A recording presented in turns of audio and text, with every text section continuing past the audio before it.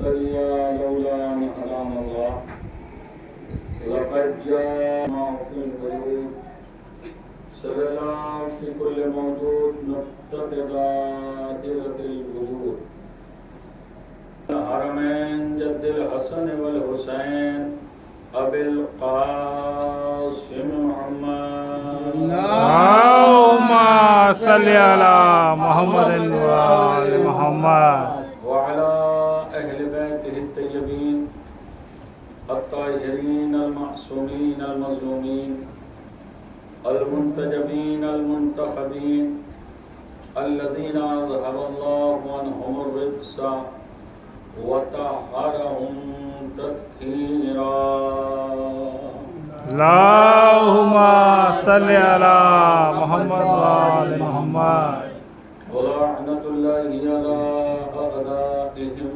أجمعين من الآن إلى قيام يوم الدين. قال الله تعالى في القرآن المجيد بسم الله الرحمن الرحيم يا أيها الذين آمنوا اتقوا الله وابتغوا إليه الوسيلة. اللهم صل على محمد وآل محمد. معزز سامعین کرام، تمام حاضرین مجلس اور بانیان مجلس، جیسا کہ آپ کے علم میں ہے، اس سال درگاہ حضرت ابوالفضل عباس علیہ السلام ہے. اس ایام میں مجھے عشرہ مجالس کو خطاب کرنے کا شرف حاصل ہوا اور وہاں کی مجالس بھی اسی آیت کے ذیل میں مسلسل ہو رہی ہیں، اور آج اس عزاخانے کی مجلس کو بھی اسی آیت کے ذیل میں خطاب کرنے کا شرف حاصل ہو رہا ہے. تو لہٰذا چاہوں گا کہ کچھ معروضات آپ کے اذہان تک پہنچا دیے جائیں، اور ان مومنین سے گزارش بھی کی جائے کہ جو اپنے اپنے گھروں میں استعادہ ہیں، ان سے گزارش ہے کہ وہ برائے کرم فرش مجلس کو تشریف لے آئیں. اور اگر کسی کے دل میں یہ خیال ہے کہ ابھی بہت طولانی گفتگو ہوگی لہذا تھوڑی دیر بعد چلیں گے، تو وہ بھی اپنے ذہن سے اس بات کو نکال دیں، کیونکہ بہت طولانی گفتگو نہیں ہے، کیونکہ اس کے بعد مفتی گنج میں بھی ایک عشرہ مجالس کو خطاب کر رہا ہوں اور وہاں کا بھی وقت ہے اس کے بعد. لہٰذا وقت کے اندر بات کا اختتام ہوگا اور انشاءاللہ کچھ معروضات ہیں آپ کی خدمت میں عرض کرنا. اللہ کے عالم نے ارشاد فرمایا کہ یا ایھا الذین آمنو، اے صاحبان ایمان، اے صاحبان ایمان، اتقوا اللہ، تقوی الہی اختیار کرو، وابتغوا الیہ الوسیلہ، اور وسیلہ تلاش کرو. الحمدللہ یہ خالق کا احسان ہے. میں نے درگاہ کے مجلس میں عرض کیا تھا کہ الحمدللہ ہم اس قوم میں پروان چڑھے ہیں کہ جب ہمیں تقوی چاہیے ہوا وہ بھی در اہل بیت کا مل گیا، اور وسیلہ چاہیے ہوا وہ بھی آل محمد علیہ السلام کا مل گیا. یہ آل محمد علیہ السلام کا ہم سب پہ احسان ہے اور خاص کرم ہے. یہ لفظوں کو اور بدل کے آپ حضرات کی خدمت میں عرض کروں تاکہ تھوڑا سا متوجہ ہو جائے. ہر نماز کے بعد بھی اگر اللہ کا شکر ادا کرو تو کم ہے، اس کا احسان کم ہے.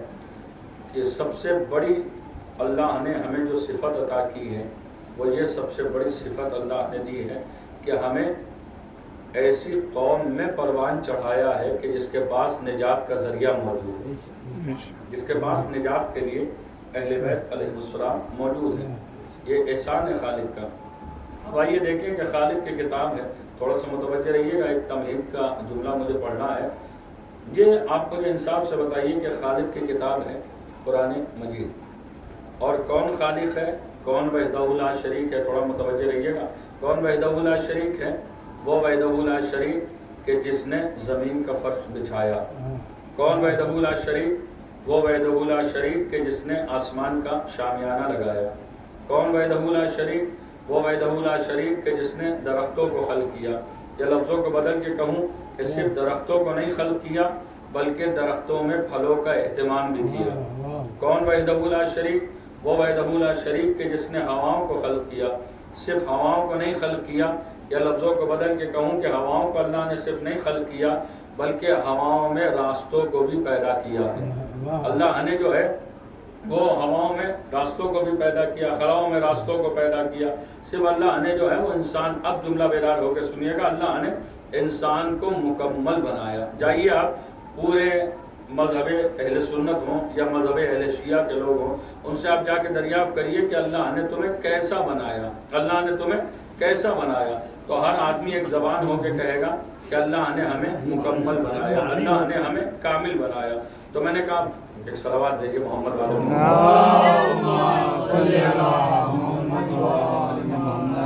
اللہ نے ہمیں کامل بنایا, اللہ نے ہمیں مکمل بنایا. تو میں نے کہا کیسے اللہ نے تمہیں مکمل بنایا. اب تھوڑا سا متوجہ رہیے, بس جو لوگ آنا ہے وہ آتے رہیں گے اور بات کو آپ کے اذان تک پہنچانا ہے. اللہ نے ہمیں کیسا مکمل بنایا. کہا اللہ نے انسان کے دیکھنے کے لیے آنکھوں میں بصارت عطا کی, اللہ نے انسان کے کانوں میں سماعت کو پیدا کیا, اللہ نے انسان کے دل میں دھڑکنے کی طاقت عطا کی, اللہ نے انسان کے بازوؤں میں کوئی بھی وزنی چیز اٹھانے کی طاقت کو عطا کیا, اللہ نے دماغ میں کوئی بھی بات کو محفوظ کرنے کے لیے ذہن میں اللہ نے صلاحیت عطا کی. تو اللہ نے انسان کو مکمل بنایا, کوئی انکار نہیں کر سکتا, اللہ نے انسان کو مکمل بنایا. کہاں آنکھیں اس لیے دی کہ اللہ انسان جو ہے وہ راستے کو دیکھ سکے اور سمجھ لگ سکے. ذہن میں اللہ نے طاقت اس لیے عطا کی تاکہ اچھے اور برے کی تمیز ہو سکے. انسان کے پیروں میں طاقت اس لیے دی کہ منزلوں کو طے کرتا ہوا ایک منزل کمال تک پہنچ جائے. اللہ نے انسان کو جسم کو مکمل بنایا ہے. بس یہیں تک ذہن آپ کے لانا تھے. اللہ نے انسان کے جسم کو مکمل بنایا. لیکن اب مجھے نہیں معلوم کہ یہاں بیٹھ کے آپ سنیں گے یا گھر پہ جا کے سوچیں گے. بیدار ہونا آپ کا کام ہے, پڑھنا میرا کام ہے. آپ مجھے بتائیے انصاف کے ساتھ میں, کبھی آپ نے یہ سوچا کہ انسان کے اتنے بڑے جسم کا دار و مدار کہے پہ ہے؟ انسان کے یہ اتنے بڑے جسم کا دار و مدار کہے پہ ہے. کہا انسان کے جسم کا دار و مدار ہے روح پہ. اگر انسان کے جسم میں روح ہے تو انسان جو ہے وہ ہاتھ سے کام بھی کر سکتا ہے. اگر انسان کے جسم میں روح ہے تو اس کا دل دھڑک بھی سکتا ہے. اگر انسان کے جسم میں روح ہے تو انسان کانوں سے کوئی بات کو سن بھی سکتا ہے. انسان کے جسم میں اگر روح ہے تو انسان آنکھوں سے دیکھ بھی سکتا ہے. تو اب سمجھ میں یہ آیا کہ خالق نے جو ہمیں بنایا ہے وہ مکمل بنایا. خالق نے جو ہمیں بنایا ہے وہ مکمل بنایا ہے. لیکن کبھی ہم نے سوچا کہ اتنے بڑے جسم کا عالم کہے پہ ہے, دار و مدار کہے پہ ہے. کہا انسان کے جسم کا دار و مدار ہے روح پہ. اب آپ جائیے, اب بیدار ہو کے سنیے گا. اب آپ جائیے کہ کسی انسان کے بدن سے روح نکل جائے اور اسے پورے محلے میں ٹہلائیے, اپنے ہاتھوں کے ذریعے گھمائیے اسے اور لوگوں سے پوچھئے کہ اللہ نے اسے کیسا بنایا, اللہ نے اسے کیسا خلق کیا. تو کیا کہے گا ہر انسان؟ اللہ نے اسے بنایا تو ہے لیکن نامکمل بنایا. میں نے کہا کیسے نامکمل بنایا؟ کہا انسان کے ہاتھ تو ہیں لیکن چل نہیں سکتے, انسان کے پیر تو ہیں لیکن راستہ نہیں چل سکتا, انسان کا دل تو ہے لیکن دھڑک نہیں سکتا, انسان کے بازو تو ہیں لیکن کوئی بھی وزنی چیز اٹھا نہیں سکتا. میں نے کہا کیوں نہیں اٹھا سکتا؟ کہا اللہ نے اس کے جسم کو تو دیا ہے, اللہ نے اس کے جسم کو تو خلق کیا ہے لیکن اس کے جسم کی ایک صلوات بھیجیے تو بس تھوڑا سا متوجہ ہو جائیے تو بات آپ تک پہنچ جائے گی. اللہ نے انسان کے اتنے بڑے جسم کا دار و مدار کہیں پہ رکھا؟ کہا انسان کے جسم کا دار و مدار روح پہ رکھا. اگر جسم سے روح نکل جائے تو انسان کا جسم نامکمل. اگر جسم سے روح نکلا ہے تو آپ کیا کہیں گے؟ آنکھیں تو ہیں لیکن دیکھ نہیں سکتا. اللہ اکبر, آنکھیں تو ہیں لیکن دیکھ نہیں سکتا, دل تو ہے لیکن دھڑک نہیں سکتا, بازو تو ہیں لیکن طاقت نہیں ہو سکتی. اب سمجھ میں آیا کہ انسان کے, اب نہیں معلوم کہ آپ یہاں بیٹھ کے سنیں گے یا گھر پہ جا کے سوچیں گے. جب آپ فیصلہ بیٹھ کے فرض پکڑ کے جائیے کہ جب آپ کے اتنے بڑے جسم کا یہ عالم ہے کہ اگر جسم سے روح نکال دی جائے تو جسم نامکمل, جسم سے روح نکال دی جائے تو جسم نامکمل. اب لاکھ کوئی دعویٰ کرتا ہوا ملے حسبنا کتاب اللہ, حسبنا کتاب اللہ, ہمارے لیے اللہ کی کتاب کافی ہے, تو کافی نہیں ہو سکتی, نہیں ہو سکتی. کیونکہ جب اتنے بڑے جسم کا یہ عالم ہے کہ اگر جسم سے روح نکال دی جائے تو جسم نامکمل. بس اسی طریقے سے اگر قرآن سے اہل بیت کو نکال دیا جائے تو قرآن مکمل. ایک صلوات بھیجیے اللہم صلی علی محمد و آل محمد. یا علی صلی علی محمد بھائی انسان کے جسم سے اگر روح کو نکال دیا جائے تو جسم نامکمل، قرآن سے اگر اہل بیت کو نکال دیا جائے تو قرآن ادھورا، قرآن نامکمل۔ کوئی بھی کہہ سکتا ہے مولانا صاحب یہ کون سی بیت کی بات کر رہے ہیں، تو میں قرآن کے لیے حوالے سے کہہ رہا ہوں، بہت توجہ سے سنیے گا کہ قرآن میں یہ آیتیں نہیں ہیں، اللہ اکبر، بیدار ہو جائیے، قرآن میں یہ آیتیں نہیں ہیں بلکہ اہل بیت کی شان کے مصرے ہیں۔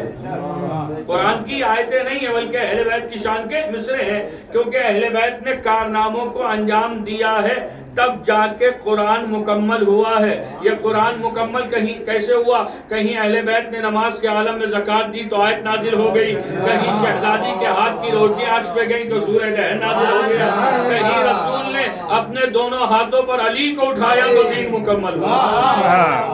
یہی تو صلوات بھیجیے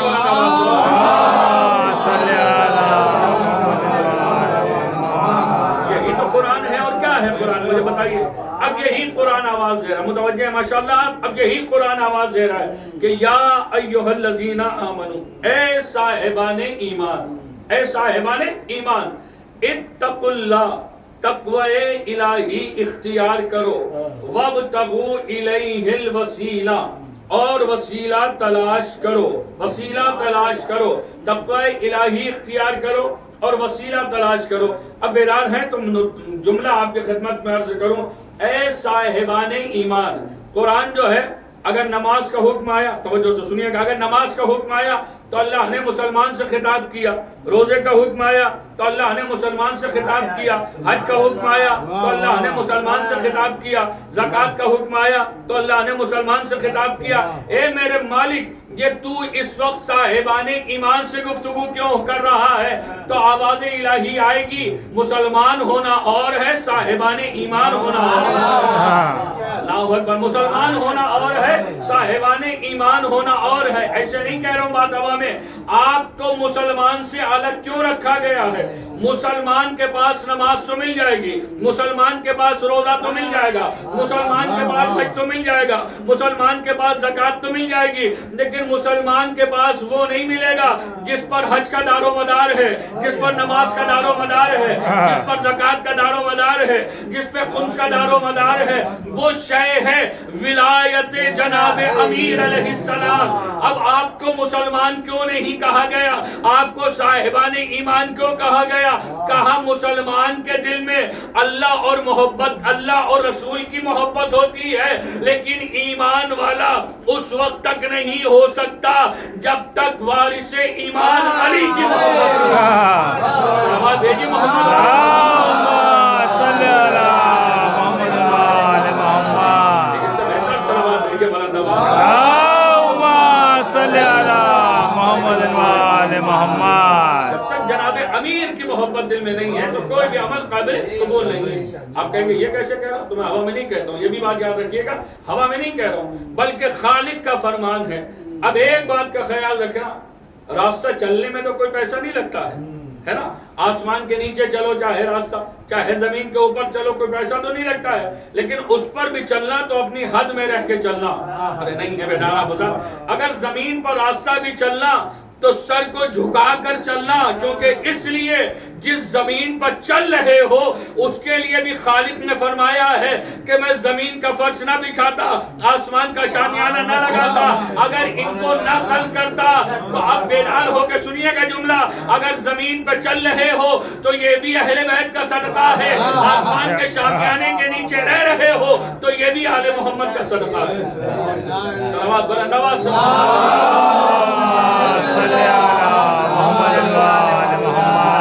تھوڑا سا متوجہ ہو جائیے تو بات ہو جائے۔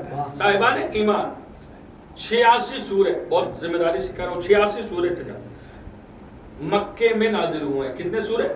مکے میں 86 سورے نازل ہوئے، باقی تمام سورے جو ہیں وہ مدینے میں نازل ہوئے ہیں۔ اب بیدار ہو کے سن لیے گا اس جملے کو، محنت کا جملہ، اسے رائے کا نہ جانے دیے گا۔ مکے میں جتنے بھی سورے نازل ہوئے ہیں اللہ نے ان تمام سوروں میں مسلمان سے خطاب کیا۔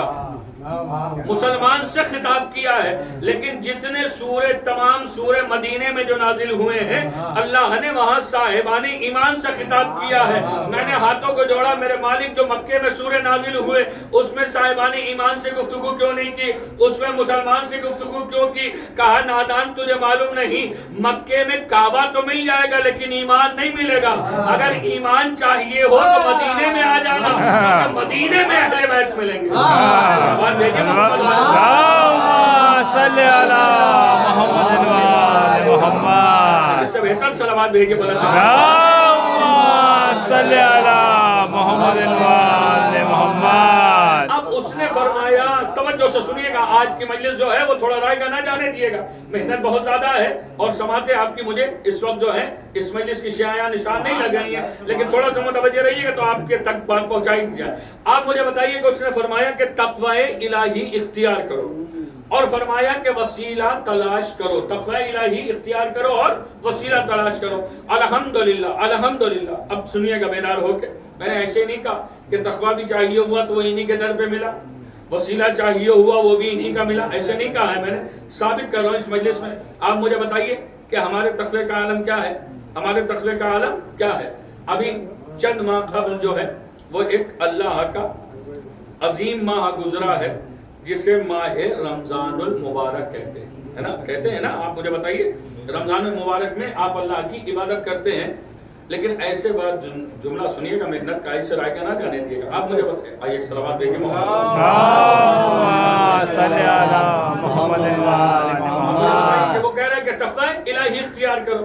اب آئیے پہلے تو دیکھیں کہ ہمارا تقوی کیا ہے، ہمارا تقوی کیا ہے۔ ابھی جو ماہ رمضان گزرا ہے آپ نے دیکھا کہ ہر روزہ دار جو ہے وہ مسجد میں جاتا ہے، اور مسجدوں کا عالم یہ ہوتا ہے کہ پیر رکھنے کی جگہ نہیں ہوتی ہے۔ ماہ رمضان میں جو ہے وہ مسجدوں میں پیر رکھنے کی جگہ نہیں ہوتی ہے، لیکن اب تقوی سنیے کہ ہمارا کیا ہے۔ جب اللہ کے گھر میں ہم جاتے ہیں عبادت کرنے کے لیے تو ایسے نہیں جاتے ہیں، بلکہ اللہ کی طرف سے ہمیں ایک تحفہ بھی ملتا ہے۔ اللہ کی طرف سے ہمیں ایک نعمت بھی ماہ رمضان میں ملتی ہے کہ ہر روزہ دار کے سامنے جو ہے وہ افطار کے لیے غذائیں رکھی ہوتی ہیں، غذائیں رکھی ہوتی ہیں نا، ہر روزہ دار کے لیے جو ہے وہ افطار کی غذائیں رکھی ہوتی ہیں۔ اب اور ذرا تقوی اپنا دیکھیں کہ ہمارا تقوی کیا ہے۔ عالم یہ ہے کہ اس پلیٹ میں، اس افطار کی غذا میں اگر قوم کا کوئی چھوٹا سا بچہ بھی ہاتھ ڈال کے کچھ نکال لیتا ہے تو ہم اس سے کیا کہتے ہیں؟ تمہیں معلوم نہیں ہم صبح سے روزے کے عالم میں تھے؟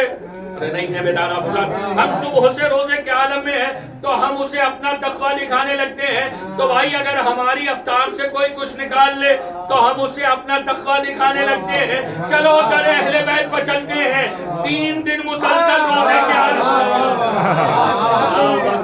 صلوات بھیجیے تو بات صلی علی محمد محمد۔ رہیے گا، آج بالکل نئی ایک بات آپ کے سامنے حوالے کرنا ہے۔ آپ مجھے بتائیے کہ 3 دن مسلسل ہو گئے روزے کے عالم میں، آل محمد علیہ السلام کو سائل کبھی یتیم بن کے آیا روٹی لے کے چلا گیا، کبھی اسیر بن کے آیا روٹی لے کے چلا گیا، کبھی مسکین بن کے آیا روٹی لے کے چلا گیا۔ ارے اس سے بڑا کردار کہاں ملے گا کہ اپنا افطار تو نمک سے کر رہے ہیں لیکن ہاتھ کی پکی ہوئی غذا عرش پر بھیج رہے ہیں۔ ایک صلوات بھیجیے محمد صلی علی محمد محمد۔ یا علی اللہم صلی علی محمد آپ پہنچنا انشاءاللہ آپ کے اذان تک۔ آپ مجھے انصاف سے بتائیے کہ 3 دن تک روٹی شربائی گئی، 3 دن تک روٹی، کبھی سائل بن کے لے کے گیا، کبھی اسیر بن کے لے کے گیا، کبھی مسکین بن کے لے کے گیا یا نہیں گیا؟ آپ مجھے بتائیے۔ ابھی تک اہل بیت نے جتنے بھی کارنامے انجام دیے ہیں اللہ نے اس کے عوض میں آیت سے سودا کیا ہے، لیکن یہ روٹی دینا اتنا پسند آیا کہ اس نے آیت سے سودا نہیں کیا بلکہ پورا سورہ دہر بھیج دیا۔ اب مجھے بتائیے، پورا سورہ دہر بھیج دیا۔ اچھا گیا کس کے نام پہ؟ تھوڑا سا بیدار ہو جائیے۔ یہ 3 دن تک عرش پر روٹی گئی کس کے نام پہ؟ گئی کس کے نام پہ؟ شہزادی کے ہاتھ کی پکی ہوئی روٹی 3 دن تک عرش پر گئی، کسی اور کے نام پہ نہیں گئی ہے۔ بلکہ روایت میں ملتا ہے کہ یہ روٹی آقا حسین کے نام پہ گئی. تھوڑا سا متوجہ ہو جائیے, یہ آقا حسین کے نام پہ گئی. تو اب جملہ کہہ لینے دیجئے بھائی, اگر شہزادی کے ہاتھ کی پکی ہوئی روٹی 3 دن تک اگر عرش پر حسین کے نام کی جائے تو اللہ خوش ہو کے سورہ دہر بھیج دے, اور اگر یہ عزادار مجلس کر کے تبرک میں روٹی بانٹے تو کیا اللہ انہیں جنت میں نہ بھیجے گا؟ صلوات بھیجیے محمد صلی اللہ محمد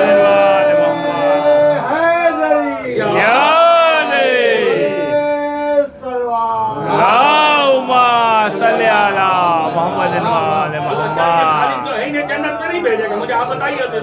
اب سنیے گا بیدار ہو کے, یقیناً بھیجے گا خالد جنت میں, لیکن وہ بات تو الگ ہے کہ ہماری قوم جو ہے وہ جنت کی لالچ میں کوئی کام کرتی ہی نہیں ہے.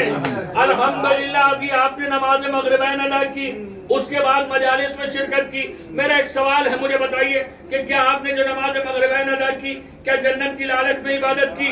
یہاں مجلس میں آپ آئے ہیں, کیا جنت کی لالچ میں آئے ہیں؟ تو میرا سوال ہے, مجھے بتائیے کہ آپ آئے کیوں ہیں؟ تو آپ کیا کہیں گے کہ ہم جنت کی لالچ میں نہیں آئے ہیں, بلکہ اسے لائق عبادت سمجھتا ہوں, اسے لائق عبادت سمجھتا ہوں تو عبادت کرتا ہوں, عبادت کرتا ہوں. اب اس جملے کی قدر کر لینا میرے بھائیوں. اب آپ مجھے بتائیے, اسے لائق عبادت سمجھتا ہوں تو عبادت کرتا ہوں. الحمدللہ ہم جنت کی لالچ میں کوئی عبادت نہیں کر رہے, بلکہ ہمارا معاملہ تو یہ ہے کہ ہمیں جب جنت کے منظر دیکھنا ہوتے ہیں ہم جنت کی لالچ میں عبادت نہیں کرتے ہیں. ہمیں جب جنت کے منظر دیکھنا ہوتے ہیں گھر میں عزا خانہ سجا لیتے ہیں, جنت ہمارے گھر آ جاتی ہے. دیکھیے محمد صلی اللہ محمد خانہ سجا لیتے ہیں. اچھا سنیے, بیٹھے ہیں مومنین, بیٹھے ہیں, تائید فرمائیں گے جنت کی صفت کیا ہے, جنت کی پہلی صفت کیا ہے؟ کہا جنت میں جو مومن جائے گا, جو مومن جائے گا, خالد کے فرمان ہے کہ جس وقت جو دل چاہے اسے وہ میسر ہو جائے. جنت کی پہلی صفت کا نام ہے کہ جس وقت انسان جنت میں جائے اور اس کا جو دل چاہے. ایک صلوات بھیجیے محمد صلی اللہ محمد, اس سے بہتر صلوات صلی اللہ محمد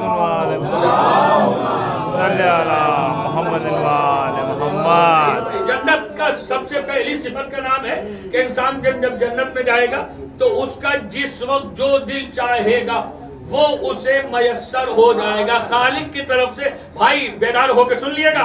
آپ مجھے بتائیے جنت کی صفت کا نام کیا ہے؟ کہ انسان کے جس وقت جو دل چاہے وہ اسے میسر ہو جائے گا. اب ایسے ہی ہم کربلا کو جنت نہیں کہتے ہیں, نہیں پہنچا آپ کا ذہن. اب ایسے ہی ہم کربلا کو جنت نہیں کہتے ہیں. جو بھی ظاہر اربعین کرنے کے لیے کربلا جائے واپس آ کے یہی کہتا ہوا نظر آتا ہے وہ نعمتیں کھانے کو مل گئی ہیں جو زندگی میں میسر نہیں ہو رہی. صلوات بھیجیے محمد صلی اللہ اب منظر آپ سنیے گا. مجھے آپ بتائیے کہ کربلا میں جو ظاہر جاتے ہیں اس سے پہلے کا جو مجمع آن ریکارڈ ہے وہ کم سے کم جو ہے وہ 11 کروڑ کا ہے. کم سے کم جو مجمع پہنچا ہے وہ اس سے پہلے اربعین میں 11 کروڑ کا ہے. اچھا میں 11 کروڑ نہیں مان رہا ہوں تھوڑی دیر کے لیے, مجھے یہ بتائیے, اب توجہ سے سنیے گا, 11 کروڑ نہیں مان رہے, چلو اس کا آدھا کر لیتے ہیں, کم سے کم 5 کروڑ تو پہنچا ہوگا تمہارے اعتبار سے, کم 5 کروڑ تو پہنچا ہوگا. اتنے لوگ یہاں بیٹھے ہوئے ہیں, بہت توجہ سے سنیے کہ شاید بات پہنچ جائے ہماری. اتنے لوگ یہاں بیٹھے ہوئے ہیں, مجھے آپ بتائیے 5 کروڑ تو پہنچا ہوگا, کم سے کم 5 کروڑ گیا.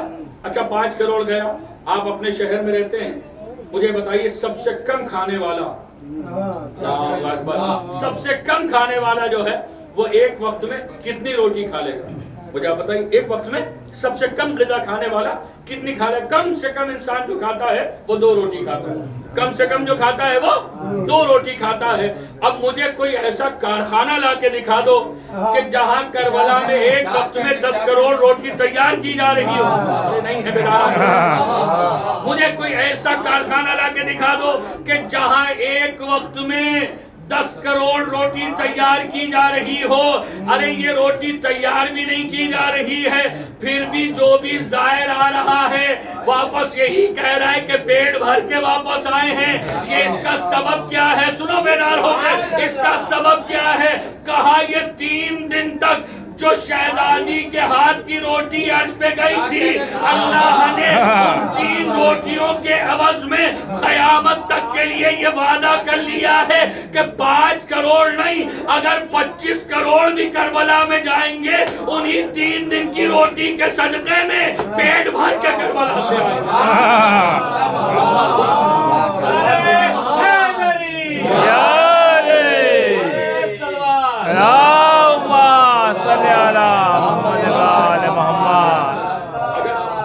5 کروڑ نہیں، اگر 25 کروڑ بھی جائیں گے تب بھی انشاءاللہ مولا حسین کے نام پہ آئیں گے تو شکم سیر ہو کے، کیونکہ اس لیے یہی تو معاملہ ہے۔ بس میرے بھائیوں، کیونکہ اس کے بعد مفتی گنج میں خطاب ہے، خدا ہمارے برادران کے توفیقات میں اضافہ ہے جنہوں نے اس مجلس سے آقا حسین کا اہتمام کیا۔ لیکن آج کا دستور یہ ہے، ہمارے علماء کا احسان ہے، ہمارے راجہ کرام کا احسان ہے کہ جنہوں نے ہمارے اوپر اتنا بڑا احسان کیا کہ آج یہ جو تاریخیں ہیں ان کو کسی نہ کسی معصوم سے منسوب کرنا۔ تو آپ مجھے بتائیے، کیفیتی جملہ سن لیا، اگر آپ رونے کے لیے آمادہ ہیں کیفیتی جملہ سنیے۔ مجھے آپ بتائیے کہ ہمارے گھر میں ہمارا باپ بھی دنیا سے جاتا ہے، ہماری ماں بھی دنیا سے جاتی ہے، حد یہ ہے کہ ہمارا جوان بھی دنیا سے جاتا ہے۔ مجھے آپ بتائیے کسی کے گھر میں جوان کا انتقال ہو اور 2 مہینے 3 مہینے کے بعد اس کے وارثوں کے پاس جائیے یا اس کے باپ کے پاس جائیے اور آپ اس سے کہیے کہ آج ہمارے گھر میں کوئی خوشی کا کام ہے، اب بیدار ہو کے سن لینا میرے بھائی، ہمارے گھر میں کوئی خوشی کا کام ہے، آپ تشریف لے آئیے۔ تو جس کا جوان جاتا ہے پلٹ کے کہتا ہے کہ بھائی تمہیں معلوم نہیں ابھی ہمارا جوان دنیا سے گیا، لہٰذا ہم سال بھر تک کسی خوشی میں نہ جائیں گے۔ اے عزیزانو، یہ تو دنیا کا دستور یہ ہے کہ ہمارا ایک جوان دنیا سے جاتا ہے تو ہم کہتے ہیں کہ سال بھر تک کسی خوشی میں نہ جائیں گے۔ عزاداران مظلوم کربلا کہ 72 کا غم ہے اور 2 مہینے 8 دن، 72 کا غم ہے اور 2 مہینے 8۔ مجلسوں میں ماشاءاللہ خدا سلامت رکھے تمام عزاداروں کو کہ جو مسلسل مجلسوں میں جا رہے ہیں، مسلسل صبح سے لے کے شام تک مجلسوں میں جا رہے ہیں۔ آج کا منظر تو شہر کا یہ تھا کہ مومنین جو ہے وہ پا پیادہ جا رہے تھے، ننگے پیر جا رہے تھے، کوئی احساس نہیں ہے، گرمی شدت کی گرمی ہے لیکن یہ سوچ کے چل رہے ہیں۔ اللہ اکبر، بیدار ہو کے سننا عزاداروں، ان عزاداروں کا شانہ پکڑ کے ہلا کے پوچھو کہ بھائی یہ ننگے پیر کیوں جا رہے ہیں، یہ مجلس میں ننگے پیر کیوں جا رہے ہو؟ کہا تمہیں معلوم نہیں حسین نے اپنے 6 مہینے کے لال کو کربلا کی زمین پر لٹایا۔ اللہ اکبر، حسین نے 6 مہینے کے لال کو کربلا کی زمین پر لٹایا تھا تاکہ اللہ اکبر، بیدار ہو کے سننا میرے بھائی، بہت قیامت کا فکر آج کے مجلس میں پڑھنا، کیونکہ یہ تاریخیں جو ہیں آج کی 7 محرم کی تاریخ امام حسن کے یتیم قاسم سے منسوب۔ صبح سے آپ دیکھ رہے ہیں کہیں مہندی کا جلوس ہے، ہر عزا خانے سے واہ قاسمہ کی آواز آ رہی ہے، کسی عزا خانے سے ہائے کبرا ہائے قاسم کی آواز آ رہی ہے۔ لیکن مسلسل آپ نے مصائب سنے ہوں گے جناب قاسم کے حوالے سے، لیکن مجھے قیامت کی ایک روایت پڑھنا، وقت آخر تھا امام حسن کا، جسم کا عالم یہ تھا کہ حسن کے اللہ اکبر کلیجے کے ٹکڑے اور جس وقت تشت میں گر رہے تھے، تشت کو رکھا گیا سامنے، بس تڑپ کے جملہ سننا، ابھی امام حسن کے کلیجے کے ٹکڑے تشت پر گر رہے تھے۔ منظر امام حسن نے دیکھا کہ کچھ ہی دیر گزری تھی کہ جناب زینب آ رہی تھی، اللہ اکبر اللہ اکبر، جناب زینب آ رہی تھی۔ امام حسن نے کہا اللہ اکبر میری بہن کو ذرا دور کر دو، کہیں ایسا نہ ہو کہ کلیجے کے ٹکڑوں کو دیکھ کے برداشت نہ کر سکے۔ اجرکم اللہ، میں ہاتھوں کو جوڑ کے کہوں گا کہ آقا امام حسن علیہ السلام آج اگر آپ کے کلیجے کے ٹکڑے گر رہے ہیں تو آپ کو اس بات کا خیال ہے کہ زینب کہیں ایسا نہ ہو کہ برداشت نہ کر سکے۔ ذرا مولا حسن کربلا میں آ جائیے، 70 قدم کی دوری پر یہی زینب اپنے بھیا کو ذبح ہوتے ہوئے دیکھے۔ اللہ اکبر، یہی جناب زینب اپنے بھیا کو ذبح ہوتے ہوئے دیکھے۔ روایت کہتی ہے کہ جب گھر میں بچہ ہوتا ہے، کوئی چھوٹا بچہ ہوتا ہے، بچے کا عالم یہ ہے کہ کبھی باپ کے سینے پر جا کے کھیلنے لگتا۔ اللہ اکبر، وقت آخر تھا مولا حسن کا۔ اس وقت جناب قاسم کی عمر 1.5 یا 1.25 برس کی تھی۔ اللہ اکبر، 1.5 یا 1.25 برس کی تھی۔ جناب قاسم بار بار اپنے بابا کے سینے پر جاتے تھے اور کوئی دیر بیٹھ جاتے تھے۔ وہ سنیں گے عزیزانو، یہ منظر، اللہ اکبر، یہ منظر جناب فروا نے دیکھا۔ فروا نے جناب قاسم سے کہا، اے میرے لال حسن، تیرے باپ کے بڑی تکلیف ہے، اپنے باپ کے سینے سے ہٹ جاؤ، تیرے بابا کے سینے میں بڑی تکلیف ہے۔ بس عزیزانو، جیسے امام حسن کے سینے سے جناب قاسم ہٹے ہیں، روایت کا بڑا سخت جملہ پڑھنے جا رہا ہوں، مولا حسن نے قاسم کو بلایا اور کہا، میرے لال تھوڑی دیر سینے پر اور بیٹھ جاؤ۔ اے میرے لال قاسم، جب تم میرے سینے پر بیٹھتے ہو تو مجھے بڑا آرام ملتا ہے۔ میں کہوں گا آقا حسن آج سینے پر بٹھا رہے ہوں گے، لیکن کل کربلا کا سوچ رہے ہوں گے، یہی میرا لال قاسم ہوگا۔ اللہ اکبر، جس کی لاش پر گھوڑے دوڑائے جائیں گے۔ اللہ اکبر، بس سننا وقت آخر تھا، وقت آخر تھا۔ مولا حسن نے امام جناب قاسم کو بلایا، جناب قاسم آئے اور جناب قاسم سے مولا حسن نے ایک وصیت کی، میرے لال، جب بھیا حسین پہ مصیبت کا وقت پڑے اور جب تم بار بار بھیا سے اجازت مانگنا، اگر بھیا اجازت نہ دے تو میرے لال قاسم ایک تحریر کر رہا ہوں، ایک خط تحریر کر رہا ہوں، اگر چچا اجازت نہ دے تو یہ تحریر ہماری اپنے چچا کی خدمت میں پیش کر دینا۔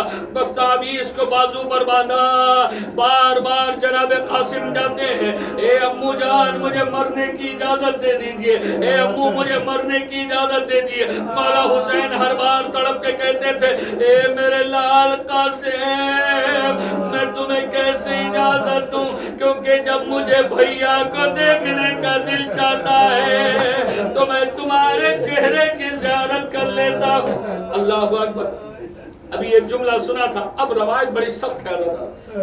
جناب قاسم قیام حسینی کے پیچھے گئے اور جانے کے بعد اپنے گھٹنوں پہ سر رکھا، گھٹنوں پہ سر رکھا اور رکھنے کے بعد باقاعدہ بآواز بلند آواز سے رو رہے ہیں۔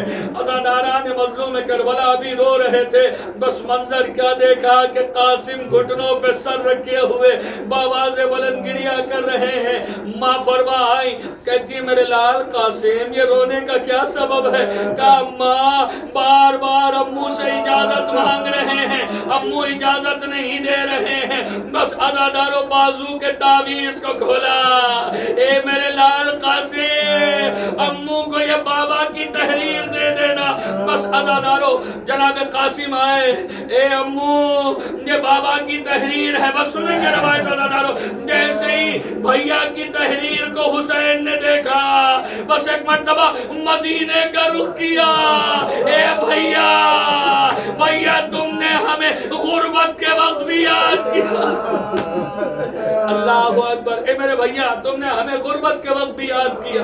بس جناب قاسم کو اجازت دی، بس میں پورے روایت نہیں پڑھوں گا، جناب قاسم کو اجازت دی، جناب قاسم چلے ہیں۔ چلنے کے بعد روایت کہتی ہے کہ ایک بہت بڑا پہلوان تھا جو 1000 لوگوں کے برابر جسم میں طاقت رکھتا تھا، جسے ارزق شامی کہتے ہیں۔ ارزق شامی سے ملعون نے کہا کہ جاؤ قاسم سے جنگ کرو۔ ارزق شامی کہتا ہے نہیں، میرے بیٹے جائیں گے کیونکہ یہ بچہ ہے۔ اللہ اکبر، یہ بچہ ہے اس لیے میں اس سے جنگ نہیں کروں گا۔ روایت کہتی ہے کہ ارزق شامی کے 3 بیٹے گئے، جناب قاسم نے انہیں فنار کیا۔ اب عزادارو خود ارزق شامی آ رہا ہے۔ اب روایت کہتی ہے کہ جیسے ہی ارزق شامی چلا، ادھر سے مولا حسین نے دونوں ہاتھوں کو بلند کیا، اے بار الہ یہ 1000 لوگوں کے برابر طاقت رکھتا ہے، میرا قاسم 13 برس کا ہے۔ اللہ اکبر، میرا قاسم 13 برس کا ہے۔ بس ارزق شامی کو بھی جناب قاسم نے فنار کیا۔ بس روایت کہتی ہے کہ عمر سعد کہتا ہے کہ اس بچے کو چاروں طرف سے گھیر لیا جائے۔ اے عزاداران مظلوم کربلا، جناب قاسم کو چاروں طرف سے گھیرا گیا۔ ایک ملعون آگے بڑھا جس نے جناب قاسم کے سر پہ گرز مارا۔ میں ہاتھوں کو جوڑ کے کہوں گا، اے آقا عباس، صرف آپ کے سر پہ گرز نہ لگا بلکہ اللہ اکبر، اللہ اکبر، جناب قاسم کے بھی سر پہ گرز لگا ہے۔ روایت کہتی ہے بس مجلس تمام ہو گئی۔ ایک جملہ پڑھنا ہے مجھے جس کے لیے میں نے اتنی تمہید بنائی ہے۔ بس ایک مرتبہ جیسے ہی جناب قاسم گھوڑے سے زمین پر آ رہے تھے، آواز جی امو جان مدد کو آنا۔ بس جیسے ہی مدد کے لیے بلایا، حسین نے گھوڑا تیزی کے ساتھ دوڑایا۔ ظالم سوچا کہ شاید حسین حملہ کرنے آ رہے ہیں۔ ظالموں نے عزاداران مظلوم کربلا، ادھر کے گھوڑے ادھر، ادھر کے گھوڑے ادھر، بس بیچ میں قاسم کا لاشا پامال ہو رہا ہے۔ اللہ اکبر، بیچ میں قاسم کا لاشا جو ہے وہ پامال ہو رہا ہے۔ کربلا میں مجھے 2 لاشیں ایسے نظر آئے ہیں کہ جو پامال ہوئے ہیں۔ عزادارو، وہ دونوں لاشیں کوئی اور نہیں ہے بلکہ ایک لاشا آقا حسین کا ہے کہ جو گھوڑوں کی سموں سے پامال کیا گیا تھا۔ لیکن حسین کے لاشے میں اور جناب قاسم کے لاشے میں فرق یہ تھا کہ حسین جب جسم سے روح پرواز کر گئی تھی اس کے بعد لاش پر گھوڑے دوڑائے گئے، لیکن قاسم کی زندگی میں قاسم کے لاشے کو پامال۔ اللہ اکبر، بس مجلس تمام ہو گئی۔ مولا حسین جیسے ہی جناب قاسم کے پامال لاش کے ٹکڑوں کے قریب پہنچے، اس شان سے ابا کے دامن کو پھیلایا۔ اب روایت کہتی ہے کہ حسین نے اس طریقے سے لاش کے ٹکڑوں کو چنا کہ جیسے کوئی مالی باغ میں جاتا ہے، ایک کپڑے میں پھول اٹھا کے رکھتا ہے، بس ایسے ہی آقا حسین نے قاسم کی لاش کے ٹکڑوں کو ایک گٹھری بنا کر لیا۔ بس عزادارو، جیسے ہی قیام تک پہنچی، مولا حسین کا دل یہ کہتا ہے کہ فروا انتظار کر رہی ہوگی، میرا لال قاسم آ رہا ہے۔ لیکن اب منظر دیکھا، جیسے ہی لاش کی گٹھری کو رکھا، فروا تو نہیں نظر آئی بلکہ یہ فروا کہاں تھی؟ فروا کہیں اور نہیں تھی، خیمے میں تسبیح الہی کر رہی تھی۔ شکرا للہ، شکرا للہ، الحمدللہ، ولا قوة إلا القوم الظالمين وسيعلم الذين ظلموا أيام الخالدين ينقلبون إنا لله وإنا إليه راجعون۔ رضا بفضائله وتسليما لعبده اور الہی اس عبادت کو اپنی بارگاہ میں شرف قبولیت عطا فرما۔ دشمنان آزاد کا نیست و نابود فرما، علماء حق شیخ کرام کی حفاظت فرما۔ خدا را ہم سب کو کوئی غم نہ دینا سوائے ہمیں مظلوم کر۔ تیری بارگاہ میں بالخصوص دعا ہے کہ جو پریشان ہر ایک پوچھتا تھا دلوں کے شبرا، پردیس جا رہے ہو۔ آئے قاسم، آئے کبرا، آئے قاسم، آئے کبرا، آئے قاسم، آئے کبرا، آئے قاسم، آئے کبرا، آئے قاسم، ہائے ہائے کبرا، ہائے ہائے کبرا، آئے قاسم، ہائے کبرا، آئے قاسم، ہائے کبرا، آئے قاسم، ہائے کبرا، آئے قاسم، ہائے کبرا، آئے قاسم، ہائے کبرا، ہائے کبرا، آئے قاسم، ہائے کبرا، ہائے کبرا، آئے قاسم، ہائے کبرا، آئے قاسم، ہائے کبرا، آئے قاسم، ہائے کبرا، آئے قاسم، ہائے کبرا، ہائے کبرا، ہائے کبرا، ہائے کبرا، ہائے کبرا، ہائے کبرا، ہائے کبرا، हाय हाय कुबरा हाय हाय कुबरा हाय कुबरा हाय हाय कुबरा हाय हाय कुबरा हाय हाय कुबरा हाय हाय कुबरा हाय हाय कुबरा हाय हाय कुबरा हाय हाय कुबरा हाय हाय कुबरा हाय हाय कुबरा हाय हाय कुबरा हाय हाय कुबरा हाय हाय कुबरा हाय हाय कुबरा हाय हाय कुबरा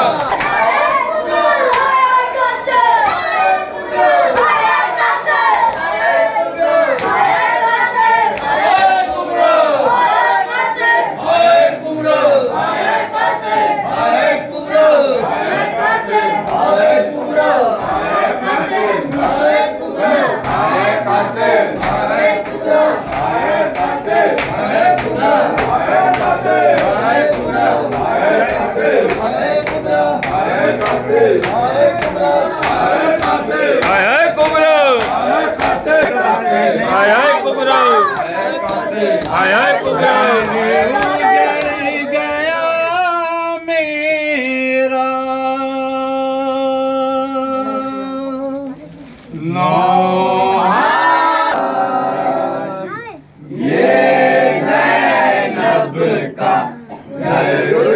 गया मेरा घर उजड़ गया मेरा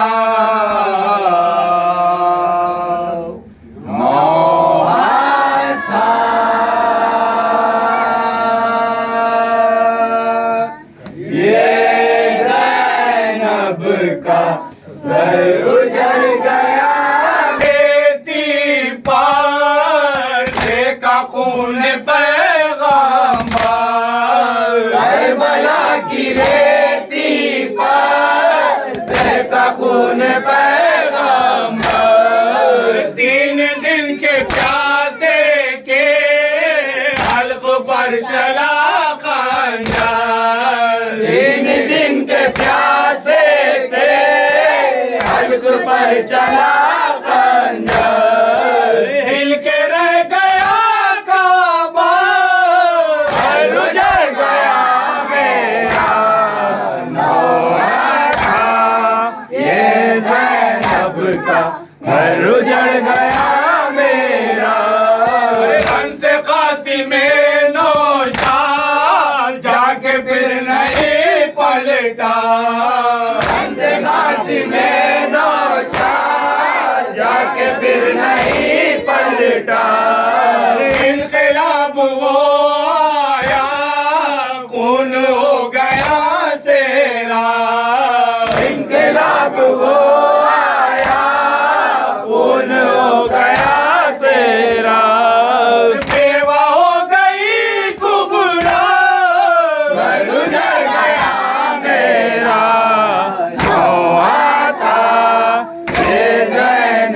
का घर उजड़ गया मेरा मेरा बेज़बान से गार धट जाए वाला पार मेरा बेज़बान से गार धट जाए वाला पार तेरे और मुलाकात कर चल दिया तुए कौसार तेरे और मुलाकात चल दिया सुए कौसार ले गए तू झूला घर उजड़ गया मेरा नौहा था ये ज़ैनब का घर उजड़ गया मेरा मुस्तकिल सकीना का उतरा उतरा तेरा था मुस्तकिल सकीना का उतरा उतरा तेरा था बाजुए वाला पानी लेने जब निकला बाजुए वाला पानी लेने जब निकला हो गया लबे दरिया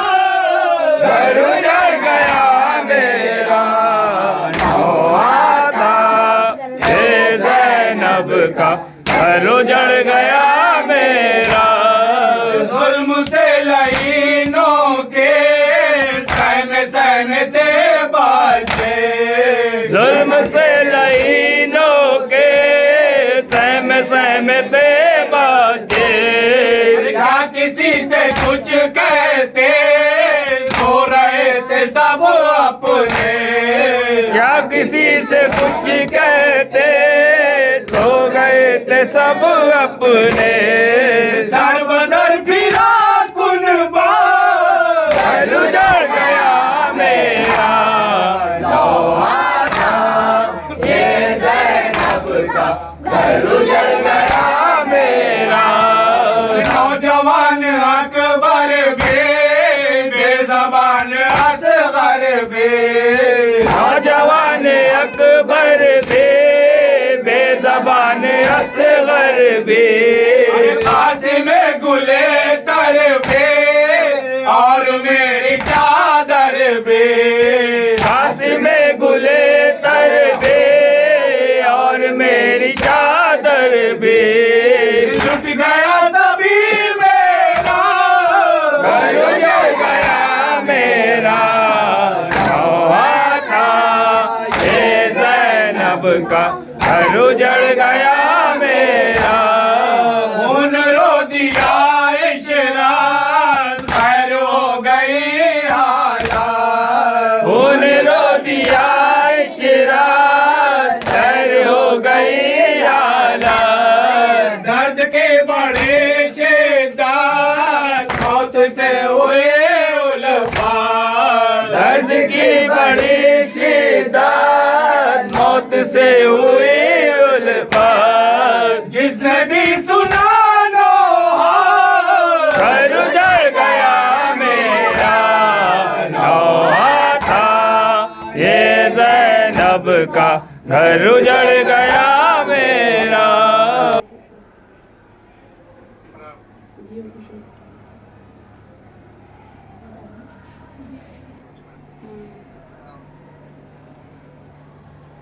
वहीं से ज़ियारत करके दुआ मांग लो।